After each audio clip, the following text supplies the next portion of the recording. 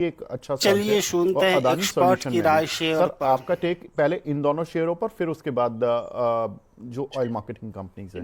तो बिल्कुल पहले डिस्क्लोजर अडानी ग्रीन पे हमने लॉन्ग इनिशिएट किया था लास्ट ट्रेडिंग डे पर 2 तारीख को। और यहाँ पर देखिए डिलीवरी बेस्ड बाइंग दिखी थी विवेक जी। और अगर आप देखें it was one of the stocks जो पिछले दिन के हाई के ऊपर ऊपर जाकर के क्लोज लिए थे और एक डिलीवरी बेस्ड बाइंग हमें अडानी ग्रीन के अंदर देखने को मिली थी। तो एक एंटिसिपेशन था कि इस काउंटर के अंदर एक फॉलो अप बाइंग आ सकती है। और इसके बाद एक ब्रेकआउट ऑलरेडी 860 के जोन के ऊपर बनता हुआ दिखाई दिया। तो वो ट्रेंड पूरा होता है। आई थिंक ये जो चैनल ब्रेकआउट है, एक जो फॉलिंग चैनल ब्रेकआउट है, ये आया था करीब 885 के ऊपर। आई थिंक इसका टारगेट करीब 930 तक रहेगा, 928 टू बी प्रिसाइज। अब ये 908 तक ऑलरेडी पहुंच गया है। तो आई थिंक यहाँ पर थोड़ा भी और स्टीम बचा है। वो जोन पे जाने के बाद 928 930 के जोन पे जाने के बाद जिस तरह से कंसोलिडेशन होता है उसके बाद ही ऊपर के टारगेट्स डिसाइड होते हैं।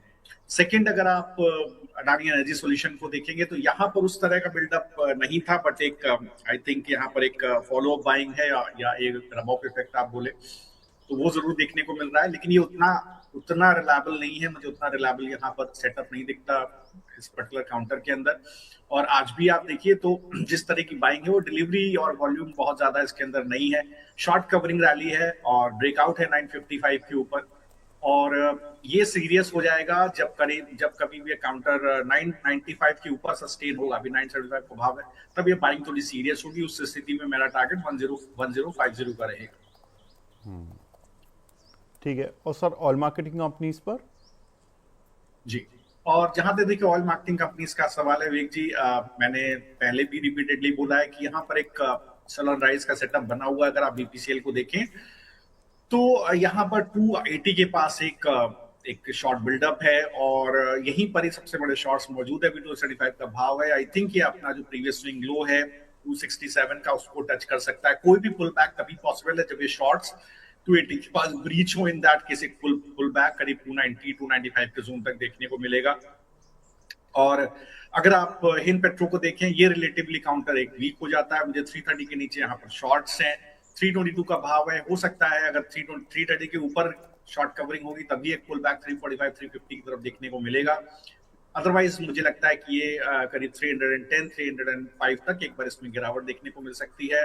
थर्ड, अगर आप आईओसी को देखें तो यहाँ पर देखिए एक शॉर्ट बिल्डअप है 135 के जोन में और 135 और 134 के जोन में यहाँ पर एक शॉर्ट बिल्डअप है। एक सपोर्ट है 130 के पास, बट एक ब्रीच हो सकता है। सपोर्ट के ब्रीच होने पर आपको नीचे की तरफ 120 115 तक के टारगेट्स देखने को मिल जाएंगे। तो इन तीन ही काउंटर्स में शॉर्ट कवरिंग है। जो जोन्स मैंने बताए हैं वहां पर मैक्सिमम शॉर्ट्स हैं, उसके ऊपर जाके सस्टेन करेगा तो एक लॉन्ग सेटअप लिया जा सकता है। मैं इसलिए बोल रहा हूँ क्योंकि वोलेटिलिटी है काउंटर्स के अंदर और कोई भी पुल बैक लाइकली है। इन सभी में मैंने काउंटर जरूर सिलेक्ट किया था जो मैं लॉन्ग साइड पर प्ले कर रहा हूँ, या फॉर दैट मैटर भी मेरे पास एडवाइस में नहीं है, डिस्क्लोजर है, क्लाइंट्स को एडवाइस नहीं है क्योंकि स्ट्रेटजीज ही एडवाइस है। लेकिन पेट्रोनेट में मुझे लगता है एक लॉन्ग बिल्डअप है जी। यहाँ पर एक अच्छा बिल्डअप है, एक बेस बिल्डिंग है करीब 260 245 के आसपास। आई थिंक सप्लाई जोन 258 260 की ब्रीच होगी तो इस पर्टिकुलर काउंटर में आपको ऊपर के टारगेट्स देखने को मिलेंगे। ये पर्टिकुलर काउंटर थोड़ा सा मुझे लग रहा है जैसे ही बाजार थोड़ा सा स्टेबलाइज होता है 256 के ऊपर निकलने की कंडीशन में 270 तक के टारगेट्स यहाँ देखने को मिल सकते हैं। बिल्कुल ठीक है। तो इन सभी शेयर्स पर आपको नज़र बना के रखनी होगी। ज़बरदस्त जंप देखने के लिए मिला अदानी समूह के शेयरों पर इस समय और अच्छी तेज़ी बनी हुई है।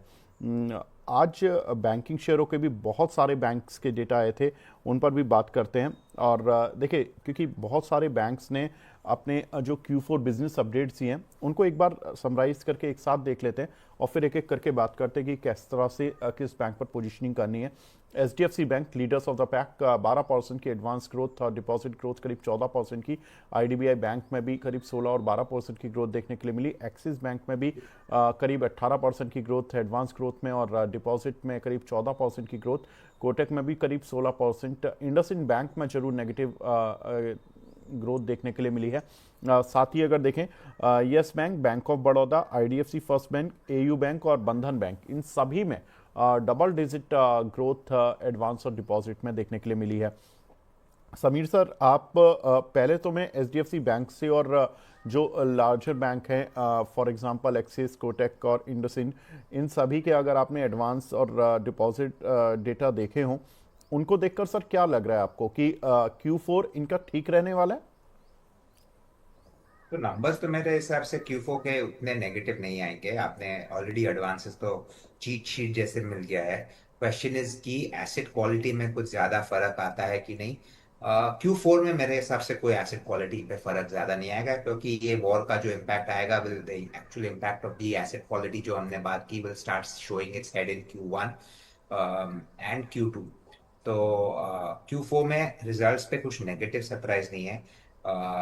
HDFC बैंक की बात करें तो आई थिंक 12% नहीं है मेरे हिसाब से, तो एक्चुअली 14% लोन ग्रोथ हुआ था if you look at it on the final final number. तो which is decent on इतनी large बैंक पे 14% growth is a very good number. Deposit growth also was 14%. We were hoping कि they would probably उनके कोई levers use करके वो deposit बढ़ाते, क्योंकि they need to replace their high cost borrowing.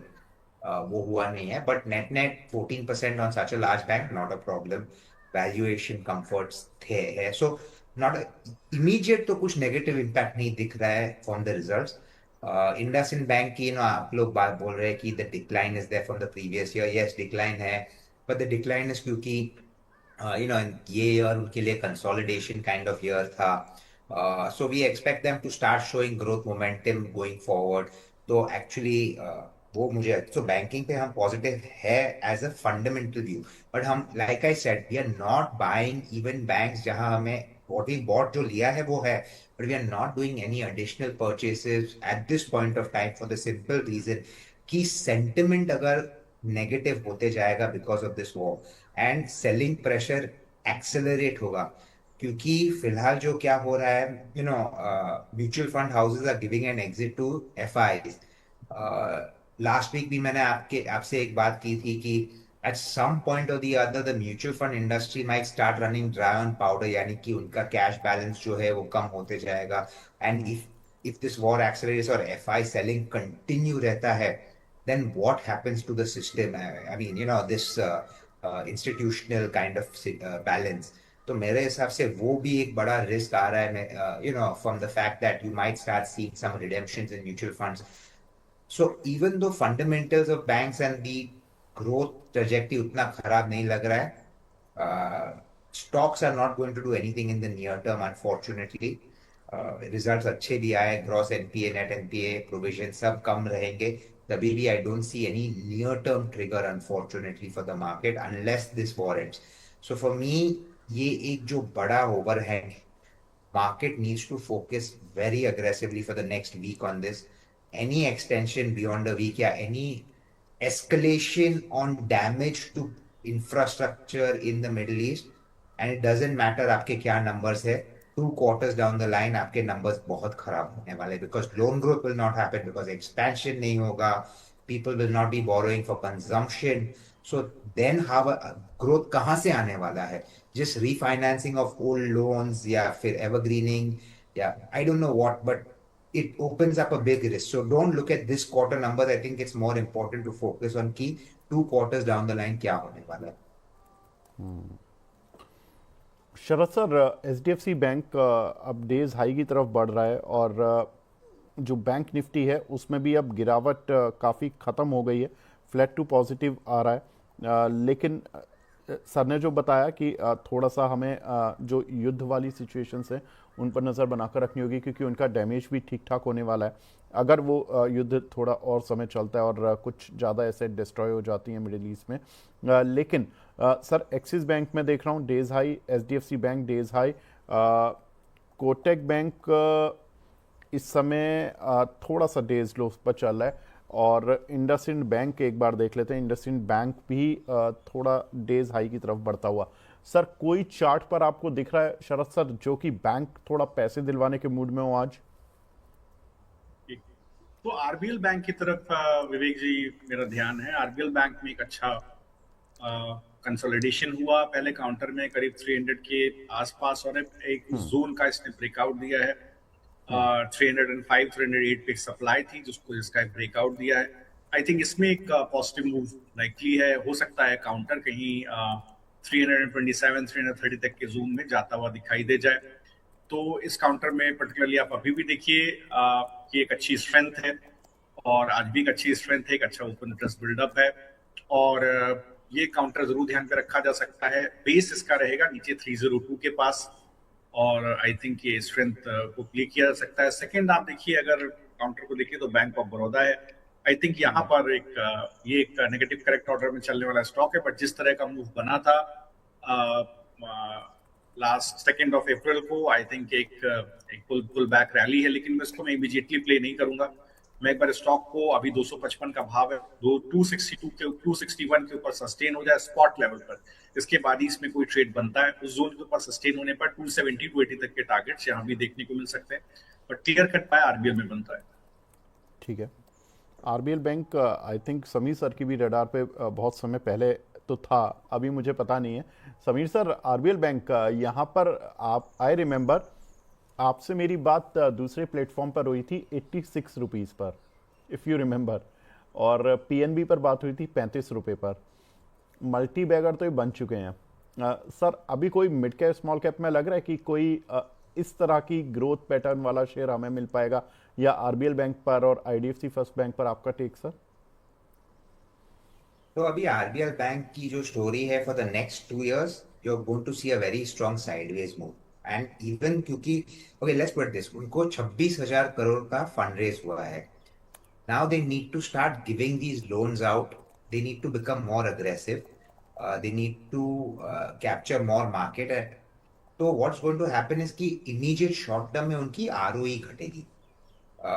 yes, they're well capitalized, but when ROEs go down, उनकी valuation multiple बढ़ाना बहुत मुश्किल हो जाता है। बिकॉज आरओई बेसिकली क्या बोलता है कि अगर मैं 100 रुपया लगाया तो मुझे वापस कितना आता है। टुडे बैंक्स आपको 7% देती है, समझो, फिक्स डिपॉजिट। इक्विटी से you want at least 14-15%।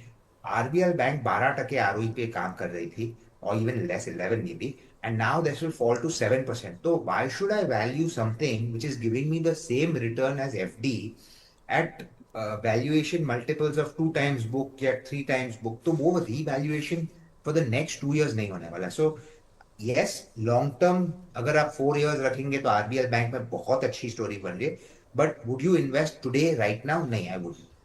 Let us assume कि the entire war situation खत्म हो जाता है। Okay, let's assume कि next week तक war खत्म हो जाता है। If I were to take a call on any banking stocks based on that, तो mid cap banks में जहां पे मुझे अपॉर्चुनिटी दिखती है for a complete rerating and multi bagger kind of returns over the next 3 years, तो मैं आपको दो बोलता हूँ। एक है इंडसइंड बैंक, जहां पे वैल्यूएशंस काफी अट्रैक्टिव है, जहां पे उन्होंने बुक क्लीन अप कंप्लीट किया हुआ है, जहां पे now they are going to see growth coming in from their loan book. और जब ये ग्रोथ वापस आएगा तो उनकी जो opex cost which used to be close to 42% has gone up to 56%. If as it starts moving down towards the 42%, plus उनके provisions कम होंगे, तो you will see the ROEs moving up, तो वहां पे एक benefit आएगा। तो we think growth will come in, plus valuation re-rating opportunity है। दूसरी बैंक हम बहुत टाइम से पॉजिटिव रहे, आईडीएफसी फर्स्ट बैंक। अभी आईडीएफसी फर्स्ट बैंक में देखे तो loan book has grown 20%, management has guided that they would like to grow at 25%, but let us assume they उनके पास थोड़ा ये लास्ट क्वार्टर में ये चंडीगढ़ के ब्रांच में 590 करोड़ का लॉस आया था, उसके वजह से they have to take a 590 crore provision. तो करंट ईयर के प्रॉफिट नंबर्स तो मोर और लेस आप देखेंगे तो बहुत पुअर रहेंगे, but now they are not going to have a repeat of that next year. Plus उनके जो प्रोविजंस आए थे for the micro finance book, वो नहीं आएंगे क्योंकि दे वहां पे सब प्रोविजंस कंप्लीट हो चुके हैं। 65% ऑफ उनके जो अभी माइक्रो लोन्स है हैव गवर्नमेंट सिक्योरिटी, यानी कि इंश्योरेंस की अगर कुछ नेगेटिव आता है तो then they will get some money from the government from that insurance premium जो भरा है। So the risk from that angle goes down. उनके पास कैपिटल आ चुका है, they raise 7,000 crores which they have already started deploying, and मेरे हिसाब से what you will see is the deployment will happen quite quickly. It's a much smaller capital raise than RBL Bank, 7,000 versus 26,000. तो to scale that up becomes a lot easier, to get returns on that becomes easier. तो we feel कि वहाँ ROE बढ़ने की अच्छी opportunity है. जो उनकी diversification of book है, which comes to housing, which comes to consumer financing, which comes to uh, जो दूसरे सेक्टर्स है, ऑटो, गोल्ड लोन जो कर रहे हैं, all of that will start generating good returns over the next 1 to 2 years. और यहाँ पे भी एक re-rating opportunity है, and मेरे हिसाब से growth है. But again, I'm saying कि this is all based on an assumption कि war एक हफ्ते में खत्म होती है. अगर नहीं होती है, and this keeps extending, then मेरे हिसाब से you are going to see a lot of pain in the banking system also. Loan growth नहीं आएगा क्योंकि दो साइमल्टेनियसली, अगर लोन ग्रोथ नहीं आती है because you have become cautious क्योंकि आपके एनपीएस बढ़ रहे हैं, you can not also lend to good corporates क्योंकि they have also pushed expansion back. तो no loan growth plus rising NPAs, तो आपको वो डबल वैमी नेगेटिव आएगी एंड ग्रॉस एनपीए नंबर बढ़ते रहेगा. See when you have NPAs coming but your loan book is growing, तो gross NPA number और net NPA number, क्योंकि denominator बढ़ रहा है तो it doesn't show as much. But जब डिनोमिनेटर बढ़ना बंद हो जाए एंड एनपीएस बढ़ना शुरू हो जाए तो that can be a big problem. So this is all I am saying is on a basis कि एक वीक में वॉर खत्म हो. वी आर वेरी होपफुल कि डोनाल्ड ट्रंप रियलाइजेस कि it needs to end and does not hurt infrastructure assets. But अभी we are in a situation where it become almost impossible to predict what is going to happen tomorrow or 2 days later also. बिल्कुल ठीक बात है. लेकिन sir अगर एक हफ्ते में बाई चांस नहीं होती है वॉर ख़त्म, तो सबसे ज़्यादा जो वल्नरेबल एसेट बुक कही जाती है वो आरबीएल बैंक, इंडसइंड बैंक और मतलब आईडीएफसी फर्स्ट बैंक, इनको थोड़ा सा तराजू में इस तरह से देखा जाता है कि इनकी एसेट साइज थोड़ी सी रिस्की साइड पर चली जाती है. IndusInd bank I remember Covid के समय पे सबसे ज़्यादा पिटने वालों में था. आरबीएल 2018 में ही इनफैक्ट उसके साथ तो जो प्रॉब्लम हुआ था वो उस समय पर काफ़ी पिटाई हो गई थी. तो क्या ये बैंक मतलब रिस्क रिवॉर्ड के हिसाब से ठीक है या रिस्क ज़्यादा है तो रिवॉर्ड मिल रहा है, मतलब इसलिए हम इन पर बैट लगाएं? देखिए ये सब बैंक्स ने कैपिटल, मैंने कहा था आईडीएफसी फर्स्ट बैंक आरबीएल ने रेज किया है, तो रिस्क ऑफ डाउनसाइड कम है. आरबीएल बैंक में तो इवन कम है इन द शॉर्ट टर्म, क्योंकि अगर 250 तक भी जाता है तो मैं आपको बोलूं lot of people will buy and फिर tender in the open offer at 270. तो वो एक kind of for the near term support जैसे तो बन ही जाता है. So I don't see them going down in the short term. But yes, एक बार वो टेंडर ऑफर खत्म हो जाती है and if you see NPA spiking, और अगर आप देखें तो many of these mid cap banks are not lending to the top best companies, क्योंकि आप जब बेस्ट कंपनीज को लेंड करते हो तो आपको यील्ड बहुत कम मिलता है. You are going to level 2 level 3 kind of companies to lend a lot of capital, क्योंकि वहां पे आपके स्प्रेड्स आता है.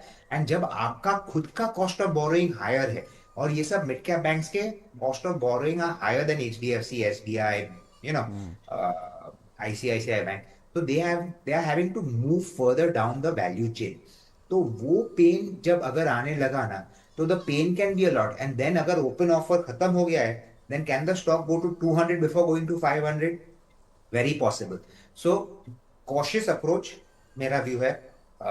If this war does not end in a week, मेरे हिसाब से all banking stocks will be down 25% from the current level, 2 quarters down.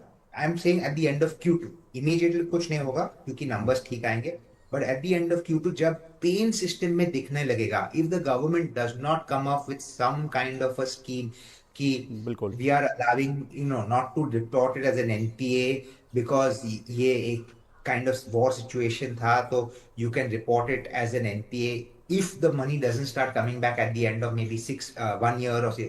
अगर आरबीआई या गवर्नमेंट कुछ इंटरवेंशन करते हैं, of course those things change, but it becomes very difficult क्योंकि you are only pushing back the NPA, not necessarily recovering the NPA.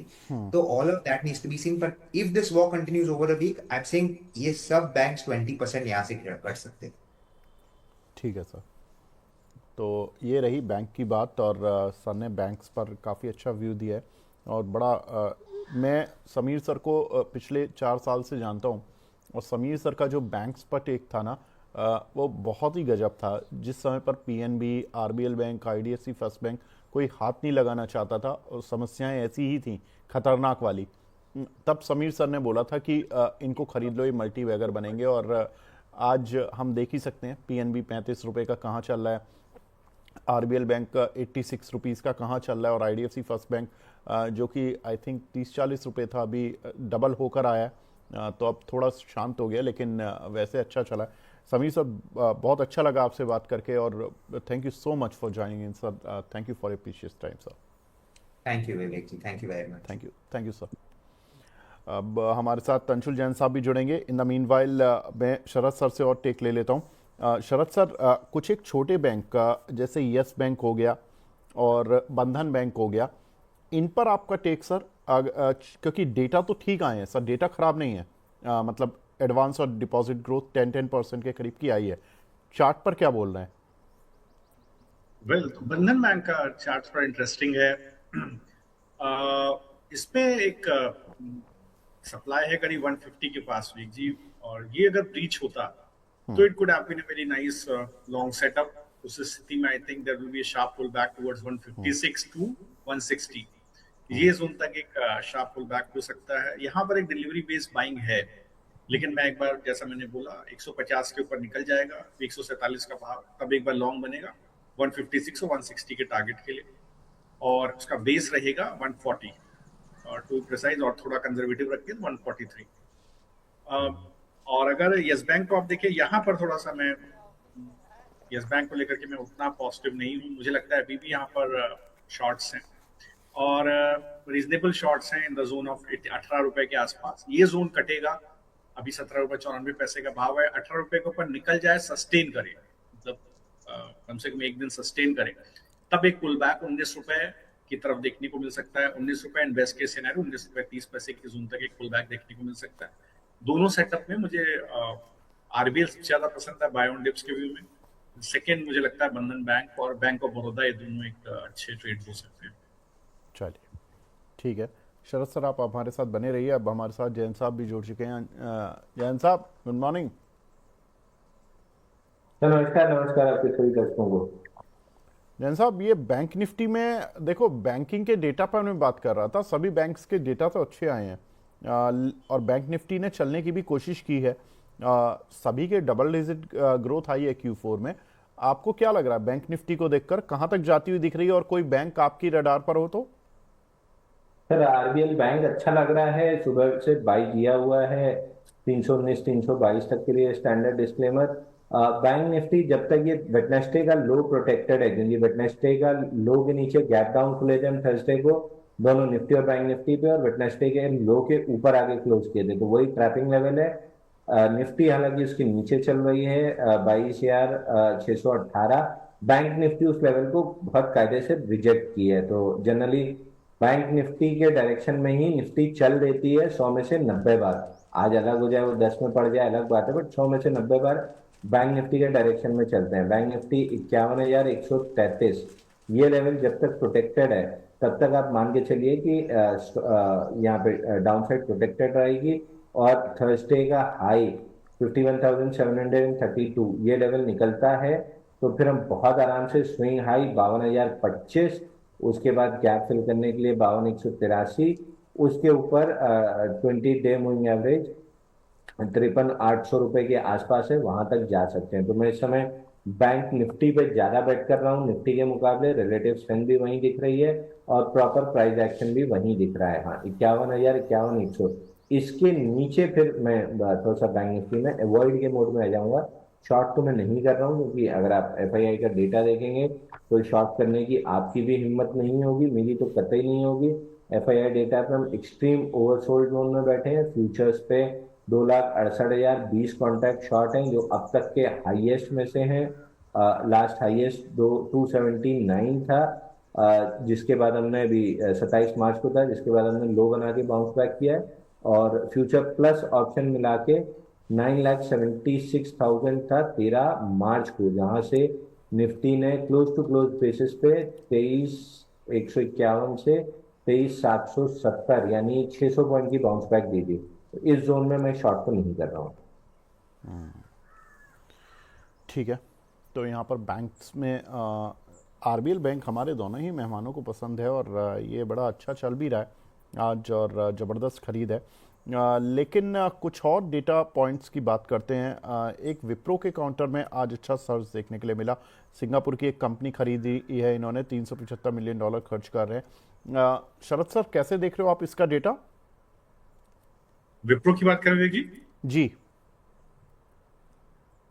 तो देखिए जी, अगर आप विप्रो के काउंटर को देखिए तो एक चैनल ब्रेकआउट है करीब 195 के ऊपर, लेकिन उतना कन्विंसिंग लॉन्ग सेटअप नहीं है। मुझे लगता है 205 के पास अच्छा शॉर्ट बिल्डअप है। वो जोन ब्रीच करेगा तब एक पुल बैक 218 220 की तरफ इसको देखने को मिलेगा। आई थिंक वो एक ज्यादा अच्छा ब्रेकआउट बनेगा। वो जोन के ऊपर निकलेगा तभी एक बार लॉन्ग करना चाहिए, तब तक आप इसको एक बार अवॉइड कर सकते हैं। और एक दो काउंटर है जहां मुझे ठीक ठाक लगता है सेटअप। एक परसिस्टेंट सिस्टम का सेटअप मैंने पहले भी शेयर किया था। एक राइजिंग चैनल ब्रेकआउट है मैंने करीब 4800 के आसपास आपके चैनल पर ये शेयर किया था। ये अगर थोड़ा सस्टेन होता है, नीचे की तरफ आपको खरीदारी करने का मौका मिलता है, तो आई थिंक ये 5700 5500 5700 रुपए तक जाने की कोशिश कर सकता है। दूसरा LTI माइंट्री, यहाँ पर भी एक डिलीवरी बेस्ड बाइंग देखने को मिली थी 2 तारीख को लास्ट वीक में, और आई थिंक यहाँ पर भी एक ब्रॉडनिंग बॉटम फॉर्मेशन है। ये ब्रेकआउट आएगा 4400 के ऊपर, ये मेरे ख्याल से 4650 4770 तक जा सकता है। बिल्कुल ठीक है। इस वीक में कहाँ नज़र रहेगी मार्केट की, क्योंकि बहुत सारे ट्रिगर्स हैं। देखिए, आज और कल ईरान वॉर को लेकर जो डोनाल्ड ट्रंप ने धमकी दी हुई है, इस हफ्ते के बड़े ट्रिगर्स पर अगर बात करें तो ईरान वॉर डेडलाइन है 8 अप्रैल को। RBI की पॉलिसी है जिसमें कि अनाउंसमेंट जो होगी, वैसे पॉलिसी तो आज से ही शुरू हो रही है पॉलिसी मीटिंग, लेकिन बुधवार को इसकी अनाउंसमेंट आ जाएगी।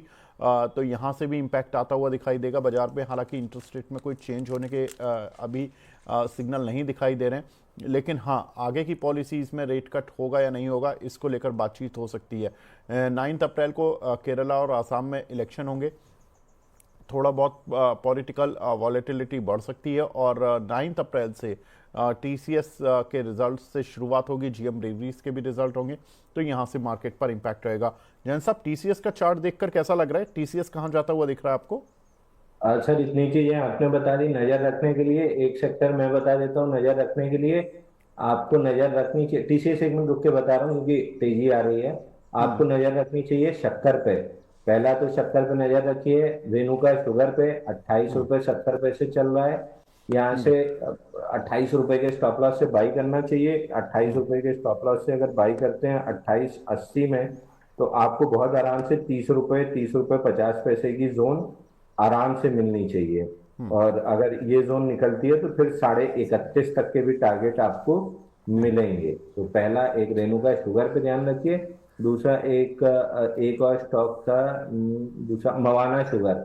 ये भी आप ही के शो के लिए बचा के रखा था। 99 रुपीज से बाई देना चाह रहा हूँ। 100 रुपए हो गया है, 100 रुपए में बाई करके चलना चाहिए। स्टॉप लॉस थोड़ा सा नीचे 95 का रखिए। ऊपर में 104 107, ये 2 टारगेट आपको मिलना चाहिए।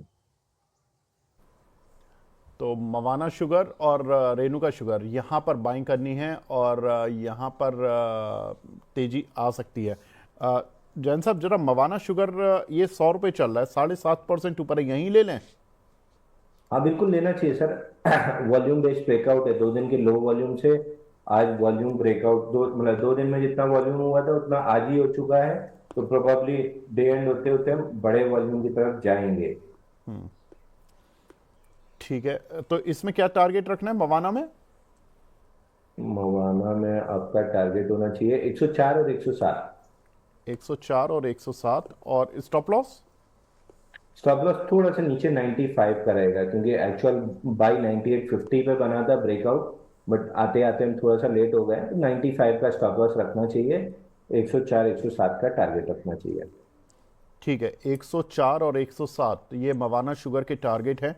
95 रुपये का स्टॉप लॉस है, यहाँ पर खरीदारी करके चल रहा है। और रेणुका शुगर में 28 रुपये 72 पैसे चल रहा है ये शेयर। 30.5 और 31.5 तक जा सकता है। अंशुल भाई, रेणुका में कोई स्टॉप लॉस है क्या? रेणुका में 27.90 का ले लेना चाहिए सर। 27.90 का? 27.90 का ले लेना चाहिए।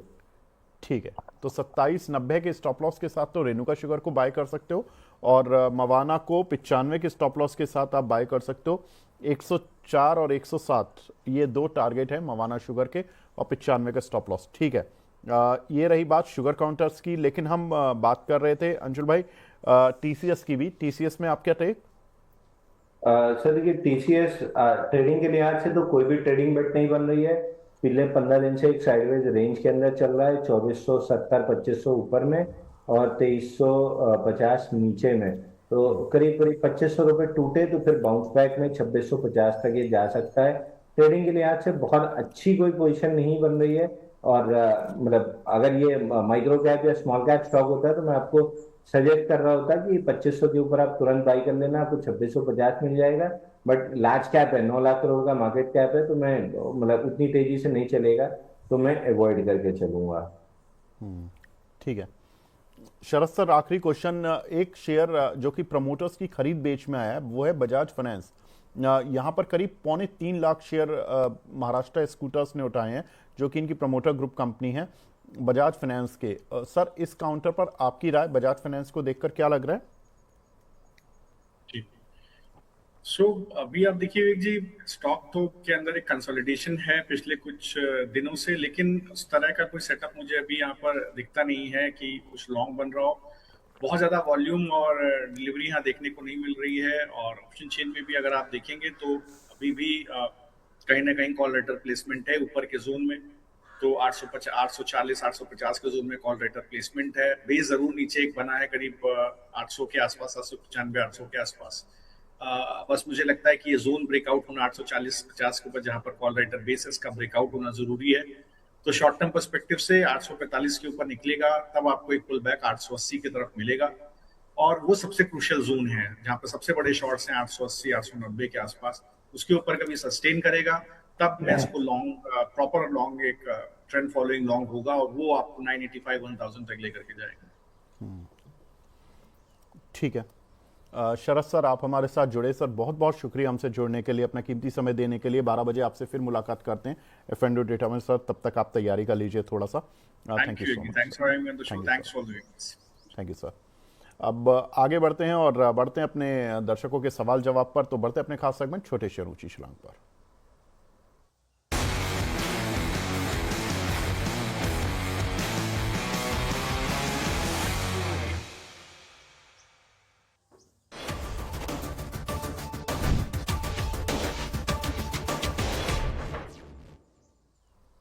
छोटे शेयर ऊंची छलांग, दर्शकों के काफी सारे सवाल। आयुष शुक्ला जी का सवाल है जेएसडब्ल्यू इंफ्रा पर 245 रुपए के लिए हुए हैं कुछ शेयर। अंशुल भाई क्या करना है इसको? सर पहले 2-3 अपडेट रहेंगे। एक तो वेडनेसडे को इनके संदीप जी के शो में 900 रुपए पे आरपीएससी वेंचर दिया था, लगभग 1100 रुपए के आसपास आ गया है। इसमें प्रॉफिट बुक करना चाहिए। आरपीएससी वेंचर एक थर्सडे को इसमें टारगेट हिट लगा दें अंशुल भाई। हाँ, टारगेट हिट हो चुका है सर। बिल्कुल, तो टारगेट हिट की जरा मोहर लगा दीजिए।